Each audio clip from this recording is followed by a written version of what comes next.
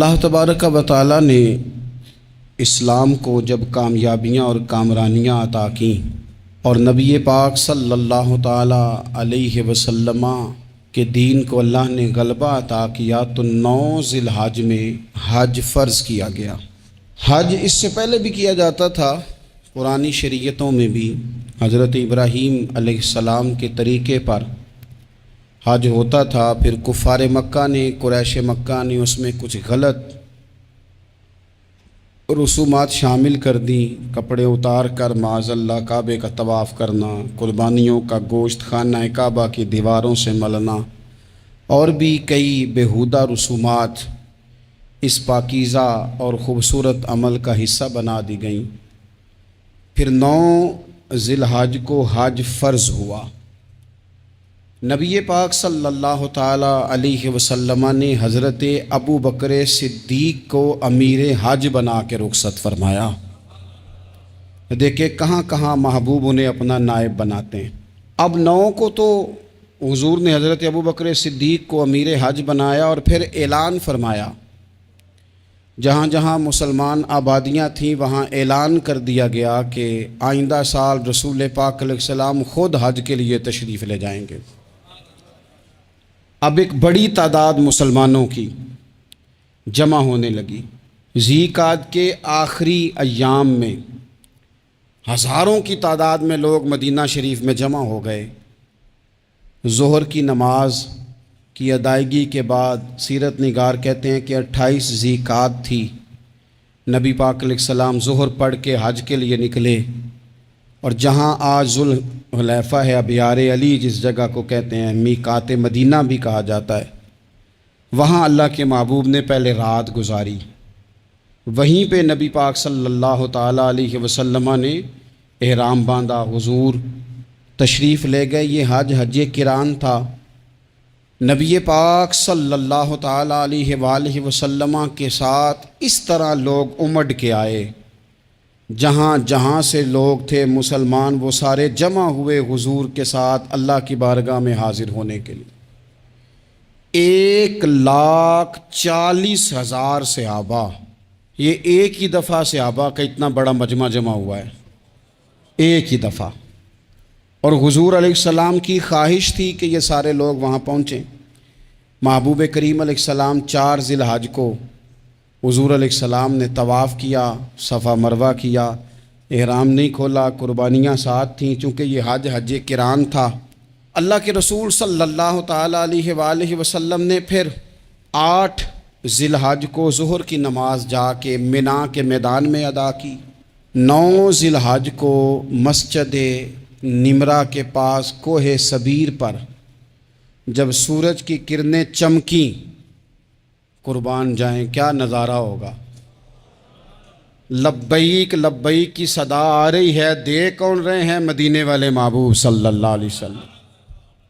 حضور اس لشکر حسن کو لے کر، اس نور بھرے قافلے کو لے کے، یہ کون ہیں جو حضور کے ساتھ سارے نکلے ہیں؟ یہ کون ہیں سارے؟ یہ وہ فیروز بخت سعادت مند لوگ ہیں کہ ان میں سے جس نے ایک دفعہ بھی ایمان کی حالت میں حضور کو دیکھا اور پھر خاتمہ بالخیر بالایمان کے ساتھ دنیا سے رخصت ہوئے، یہ وہ لوگ ہیں کہ ولی اگر 60 سال بھی سارا دن روزہ رکھے، ساری رات نفل پڑھے، ہر برائی سے بچے، لیکن پھر بھی کسی صحابی کے قدموں کی خاک تک کو نہیں پہنچ سکتا۔ اور صحابی زیارت سے بنتا ہے، ولی عبادت سے بنتے ہیں۔ نبی پاک صلی اللہ تعالیٰ علیہ وسلم کے وہ سارے صحابہ کون ہیں؟ الصحابہ النجوم، یہ حضور کی چاروں جانب یہ چمک رہے ہیں، انہیں خود میرے نبی پاک نے ستارے فرمایا ہے۔ ایک سمت علی، ایک سمت عمر، صدیق ادھر، عثمان ادھر۔ ان جگمگ جگمگ تاروں میں بھلا مہتاب کا عالم کیا ہوگا؟ اور ہر کوئی فدا ہے بن دیکھے تو پھر دیدار کا عالم کیا ہوگا؟ تو نبی پاک صلی اللہ علیہ وسلم نے یہ وہ موقع تھا، 9 ذی الحج میدان عرفات، حضور صلی اللہ علیہ وسلم نے ظہر کی نماز ادا فرمائی، اور پھر کچھ توقف کے بعد حضور کے لیے اونٹنی پر کجاوا سجایا گیا، हुजूर अपनी कुस्वा नामी ऊँटनी पर सवार हुए, मेरे महबूब ने खुतबा देने का इरादा फरमाया। रब करीम ने इरशाद फरमाया, अल यौम अकमलतु लकुम दीनकुम, आज मैंने तुम्हारे लिए तुम्हारा दीन मुकम्मल कर दिया है। मुकम्मल हो गया दीन, इसके बाद कोई और दीन नहीं आएगा। इस आयत ने बता दिया कि हुजूर आखिरी नबी हैं, दीन मुकम्मल हो गया। अब किसी और पैगंबर की, रसूल की, दीन की, किताब की ज़रूरत बाकी, आज मैंने तुम्हारे लिए तुम्हारा दीन मुकम्मल कर दिया। और क्या खूबसूरत लफ्ज़ हैं कुरान पाक में, फरमाया व अतममतु अलैकुम नेमती, और आज मैंने तुम पर अपनी नेमतें तमाम कर दी हैं, नेमतें मुकम्मल कर दी। व रदीतु लकुमुल इस्लाम दीना, और अल्लाह फरमाते हैं मैंने तुम्हारे लिए दीन इस्लाम को पसंद किया है, ये मेरी रज़ा है, ये दीन इस्लाम तुम्हारे लिए पसंद किया है। कोई बंदा सारी ज़िंदगी मखलूक की खिदमत करे, सारी ज़िंदगी रस्तों से कांटे उठाए, सारी ज़िंदगी खैर का काम करे, किसी को तकलीफ़ ना दे, लेकिन अगर मुसलमान नहीं ना, अगर कलमा नहीं ना पढ़ता, तो उसकी सारी उम्र की खैर भी किसी काम की नहीं। इसलिए कि रब फरमाता है जड़ दीन इस्लाम है, जड़ होगी तो फिर शाखें कबूल की जाएंगी ना। तो अगर जड़ ही सिरे से नहीं है तो खैर करने का माना। कुछ लोग कुफार की, मुशरिकीन की तारीफ़ करते हैं कि जनाब बल्ले बल्ले इतने वेलफेयर काम हो रहे हैं, तो याद रखो सबसे ज़रूरी जड़ है। कुरान पाक में रब ताला ने मुनाफिकीन, मुशरिकीन और कुफार के आमाल की बुनियाद इस तरह की बताई है कि जिस तरह पत्थर पर थोड़ी गर्द पड़ जाए, ज़रा हवा का झोंका है या बारिश आए तो पत्थर साफ़ का साफ़ हो जाता है। इनके अमाल इस तरह के हैं। उस खैर का क्या मतलब कि जिस खैर में ईमान ही शामिल नहीं। जब तक बंदा मोमिन ना हो उसका कोई अमल भी अल्लाह की बारगाह में काबिल कबूल नहीं होता। ये आयत नाजिल हो गई, फरमाया दीन मुकम्मल हो गया। ओ मेरे भाइयों, खुदा रा सोचो, कोई शय मुकम्मल नहीं दुनिया में, कोई शय भी। करोड़ों का मकान बना लो फिर भी कोई ना कोई नुक्स निकल ही आता है। कोई दुनिया में शय मुकम्मल है ही नहीं। अगर कुछ शय मुकम्मल है तो वो मदीने वाले रसूल का दीन मुकम्मल है। मुकम्मल, जब हम कहते हैं ना मुकम्मल दीन, तो लोग समझते हैं तो शायद सादी सी बात है। ये वो वाली बात है जो दुनिया में कहीं नहीं पाई जाती। जब ये आयत नाजिल हुई थी ना, तो बुखारी में मौजूद है, एक बहुत बड़ा यहूदियों का आलिम हज़रत उमर फ़ारूक रदी अल्लाह ताला अन्हु से कहने लगा, ये जो तुम पर आयत नाजिल हुई है ना कि दीन मुकम्मल हो गया, ये अगर हम पर नाजिल होती ना, तो जिस दिन ये आयत नाजिल हुई होती हमने हर साल उसी दिन को ईद बना लेना था कि दीन मुकम्मल हो गया। अल यौम अकमलतु लकुम दीनकुम, दीन मुकम्मल हो गया। हम तो ईद बना लेते। तो हज़रत उमर कहने लगे हम पर भी बड़ा फजल है। जिस दिन आयत नाजिल हुई थी अरफा का दिन भी था और जुमे का दिन भी था। एक नहीं दो ईदें थी मुसलमानों की, दो ईदें थी मुसलमानों की, दो। अजीज़ भाई, दीन मुकम्मल अल्लाह ने दिया। और हज़रत अब्दुल्लाह इब्न अब्बास रदी अल्लाह ताला अन्हु ने तो एक मकाम पे इसका जिक्र भी कर दिया। जब उनसे किसी यहूदी ने कहा ना ये आयत हमें मिलती तो हम ईद मनाते, तो फरमाया तुम एक मनाते ना, हमारी दो थी उस दिन। जुम्मा भी तो मुसलमानों की ईद का दिन है ना। बहुत सारे लोग हैं बेचारे जो कहते हैं इस्लाम में ईदें सिर्फ दो हैं, और वो भी सिर्फ परेशानी उन्हें ईद मिलादुन नबी वाले दिन होती है, उसके आगे पीछे नहीं होती। हालांकि नबी पाक अलैहिस्सलाम ने कहा हर जुमा भी ईद है, खुद हुजूर ने फरमाया, लेकिन वो अड़ जाते हैं कि नहीं ईदें सिर्फ दो ही हैं। भाई आप ये कह सकते हैं कि इस्लाम की मारूफ ईदें दो हैं, अपने मान और मफहूम के लिहाज से जिसको यौम ईद कहा जाए वो ईदें दो हैं। तो नबी पाक सल्लल्लाहु ताला अलैहि वसल्लम ने मैदान अराफात में खुतबा दिया। ये जो वाज़ और नसीहत है ना, खुतबा तकरीर, ये दुनिया कर रही है, करती रहेगी, करती चली आएगी। और इसको मेरे नबी पाक अलैहिस्सलाम ने पसंद फरमाया। खैर की बात करने वाले को हुजूर ने दुआ दी। महबूब फरमाने लगे अल्लाह जो मेरी हदीसें याद करके आगे पहुँचाए उसके चेहरे को तरोताज़ा रखना। ये इबलागे दीन बहुत बड़ी बात है अगर कोई खुलूस नीयत से करे।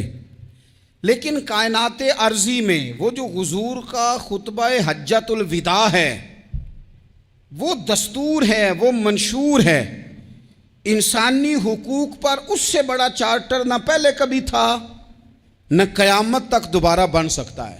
اس کو خطبہ حجۃ الوداع کیوں کہتے ہیں؟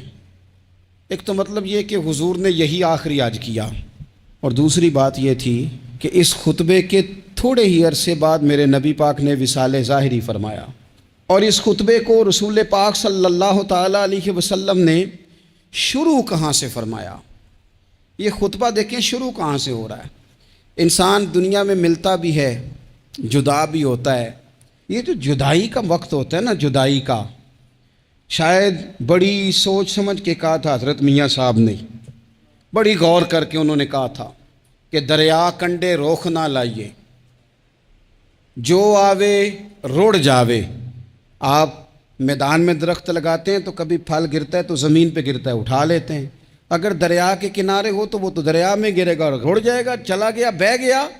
فرمانے لگے دریا کنڈے روخ نہ لائیے، جو آوے رڑ جاوے، تے پردیسی نال نہ یاری لائیے، او دا جدوں دل کرے ٹر جاوے، وہ تو چلا جاتا ہے۔ یہ خطبہ شروع کہاں سے ہو رہا ہے؟ یعنی ابھی آغاز کلام ہے، بات آگے آئے گی، آغاز کلام ہے۔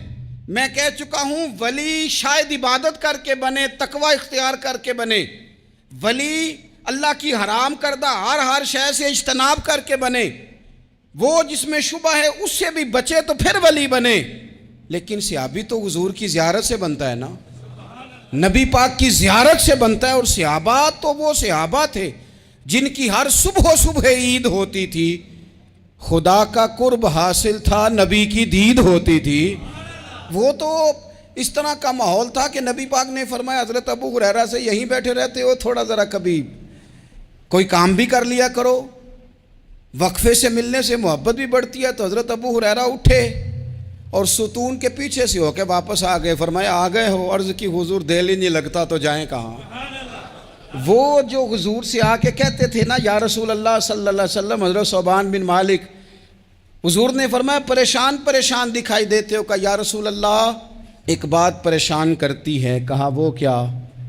عرض کی حضور دل بے چین ہوتا ہے تو زیارت کو آ جاتا ہوں، آج ایک عجیب خیال آیا ہے، عجیب خیال آیا ہے، اور اس نے عجیب رنگ طبیعت میں بھر دیا ہے۔ فرمایا تمہیں کیا خیال آیا؟ عرض کی یا رسول اللہ صلی اللہ علیہ وسلم آج خیال آیا ہے کہ ثوبان ہے تو حضور کا غلام ہے، جنت تو حضور کے صدقے ملے گی، لیکن یہ ہے کہ حضور تو ہوں گے نا نبیوں کے ساتھ، تجھے ملے گی پر ملے گی تو غلاموں کے محلے میں نا۔ تو دل میں خیال آیا کہ وہاں زیارت بھی ہوگی کہ نہیں؟ او جنت میرے کس کاری جتھے یار نظر نہ آوے، زیارت بھی ہوگی کہ نہیں؟ حضور کی بارگاہ میں جب حضرت ثوبان نے عرض کی تو رب کریم نے فرمایا محبوب جو تیری اور تیرے رب کی اطاعت کرے نا، اولئک انعم اللہ علیہم من النبیین والصدیقین والشہداء والصالحین، فرمایا ان کو اللہ نبیوں کے، صدیقین کے، شہداء اور صالحین کے ساتھ ہی جنت میں اکٹھا فرمائے گا، وہ اکٹھے رہے۔ تو جن کو تو جنت میں بھی حضور کی زیارت کے بغیر چین نہیں تھا، ان کو حضور نے خطبہ حجۃ الوداع شروع کرتے وقت پہلا جملہ پتہ کیا کہا؟ حضور اونٹنی پہ ہیں، احرام باندھا ہوا ہے، 1,40,000 کم و بیش غلام سامنے کھڑے، عرفات کا میدان۔ محبوب فرمانے لگے پہلا جملہ، جو درد والے تھے وہ تڑپ گئے، یہ سارے درد والے تھے لیکن کچھ زیادہ مزاج شناس تھے۔ محبوب نے پہلا جملہ کہا، حضور فرمانے لگے لوگو جس طرح آج اکٹھے ہوئے ہیں شاید اس کے بعد دوبارہ ہم اکٹھے نہ ہوں۔ پہلا اعلان ہی کر دیا کہ یہ تمہارے ساتھ جو آج خطبہ ہے نا، اس میں اشارہ دے دیا کہ دوبارہ نہیں جمع ہوگے، اگلا حج نہیں کرنا، بس ختم ہوئی بات۔ یہ آخری پہلی بات ہی حضور نے یہ بیان کی۔ اب وہ اتنے دل نرم ہو گئے حضور کی بات سن کے، آنکھوں میں آنسو اس طرح آ گئے، طبیعت کا ملان اتنا بڑھ گیا کہ ہر ایک کا دل کشکول بن گیا، ہر طرف سے آہیں اور سسکیاں ہیں کہ حضور کے وہ جملے یوں صحابہ لے رہے تھے جب آپ سے کوئی کہہ دے کہ بھائی یہ وقت بس آخری ملاقات کا ہے، تو پھر انہوں نے وہ تو حضور کی ہر بات ہی توجہ سے سنتے تھے، پر یہاں جو انداز بن گیا وہ انوکھا بن گیا۔ فرمایا شاید دوبارہ ملاقات نہ ہو۔ پھر میرے کریم محبوب صلی اللہ تعالیٰ علیہ وسلم نے فرمایا جس طرح تمہارے لیے یہ شہر حرمت والا ہے، مکہ حرمت والا ہے نا، ایک نیکی کرو تو مکے میں 1,00,000 کا ثواب حرم مکہ میں، ایک گناہ کرو تو وہ بھی 1,00,000 لکھا جاتا ہے، حرمت والا ہے، بڑی عزت والا ہے۔ فرمایا جس طرح یہ گھر عزت والا ہے کعبہ، جس طرح یہ شہر عزت والا ہے، فرمایا جس طرح آج کا دن حرمت والا ہے، مسلمانوں میں تمہیں بتا کے جا رہا ہوں، تمہیں سمجھا رہا ہوں، اسی طرح میں نے تم سب پر ایک دوسرے کے مال اور عزت کو حرمت والا کر دیا ہے۔ اور صحابہ کو نا حضور نے پہلے یہ سبق پورا حضور نے پوچھا، یہ بھی ذرا کمال ہے، یہ بخاری مسلم کی حدیث ہے۔ حضور نے صحابہ سے پوچھا 9 ذی الحجہ ہے، جمعے کا دن ہے، ذی الحج کا مہینہ ہے، سب کو پتہ ہے، دیکھیں نا آپ جمعہ پڑھنے ہیں تو میں آپ سے کہوں کہ آج کون سا دن ہے تو آپ کہیں گے جناب جمعہ ہے، عجیب آدمی ہے جمعہ پڑھا رہے ہو، لیکن جو صحابہ کا انداز ہے وہ اور ہے۔ حضور نے پوچھا آج یہ کون سا مہینہ ہے؟ یہ ادب ہے، یہ مقام ہے، یہ وہ مقام ہے جہاں بہت سارے صرف عقل والے بندے جو ہوتے ہیں نا وہ بیچارے گرتے پھڑتے ہیں، کہتے ہیں جی بات آتی ہو تو بتانی چاہیے، یہ کیا بات ہوئی جی بندہ بولے ہی نا، یہ کیا لیکن کچھ لوگ ایسے ہیں جن کا دھارا ادب کچھ اور ہوتا ہے، انہیں ڈھیروں باتیں بھی آتی ہوں تو ہر جگہ بات کرنے کی نہیں ہوتی، سب جگہ کہانیاں سنانے کی نہیں ہوتی۔ حضور نے فرمایا کون سا مہینہ ہے؟ قربان جائیں بھیا کو زبان ہو کے کہنے لگے واللہ و رسولہ عالم، اللہ جانے اللہ کا رسول جانے، سانو تے قید سجن دا گہنا ہے، او جنج رکھے ایسا اونج رہنا ہے، ہمیں کیا پتا؟ پوچھا کسی نے، لکھا ہے صوفیاء نے، کسی نے پوچھا اوہ تمہیں پتہ نہیں، کہنے لگے چپ کر، ہمیں کیا پتا کون سا مہینہ ہے؟ تو حضور نے فرمایا آج تاریخ کون سی ہے؟ بھائی صاحب کو پتا تھا نا 9 ذی الحج کو ہی حج ہوتا ہے، کون سی تاریخ ہے؟ کہا واللہ و رسولہ عالم، اللہ جانے اللہ کا رسول جانے، قربان جائیں۔ حضور نے پوچھا دن کون سا ہے؟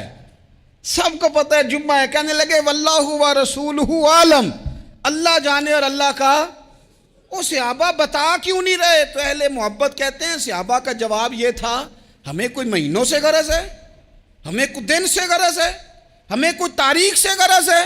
حاجیو آؤ شہنشاہ کا روزہ دیکھو، کعبہ تو دیکھ چکے، کعبے کا بھی کعبہ دیکھو، ہمیں تو محبوب سے غرض ہے۔ مہینہ تھا ذی الحج کا، اگر حضور کہہ دیتے ذی الحج نہیں ذی قعدہ ہے تو ہم نے ذی قعدہ ہی بنا لینا تھا۔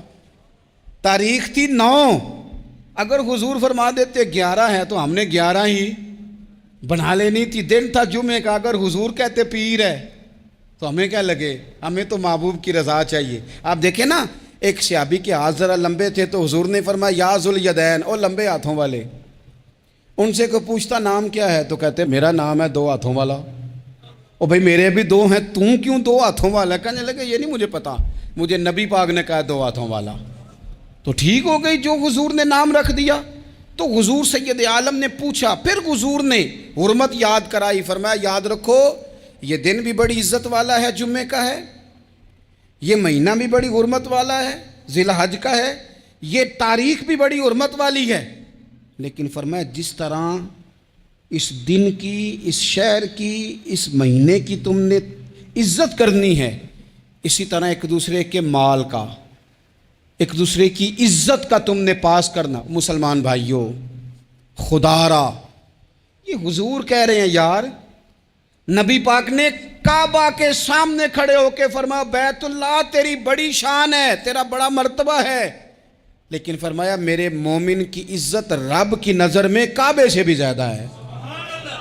ہم کیسے بیٹھ کے یار، ہم کیسے جرأت کرتے ہیں کسی کی پگڑی کھولنے کی کونے میں بیٹھ کے؟ ہم اپنے گھر بیٹھ کے کسی پر تبصرہ کر گئے، کسی بندہ مومن کی عزت اچھال گئے، بالکل پتہ نہیں تھا بات کا اور ہم نے کہانی بنا دی پوری کی پوری، داستان سرائی کر گئے۔ صبح سے شام تک ہماری گپ شپ کا عنوان کیا ہے؟ کسی نہ کسی کا شکوہ، کسی نہ کسی کی شکایت، یہ ہماری گپ شپ ہے۔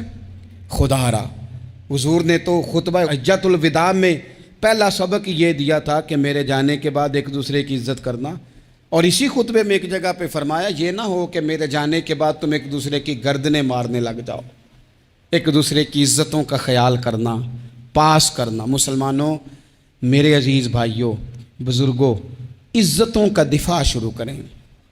تھوڑی دیر کے لیے اپنی زبان لوگوں کے اوپر تبصرہ کرنے سے کنٹرول میں لائیں.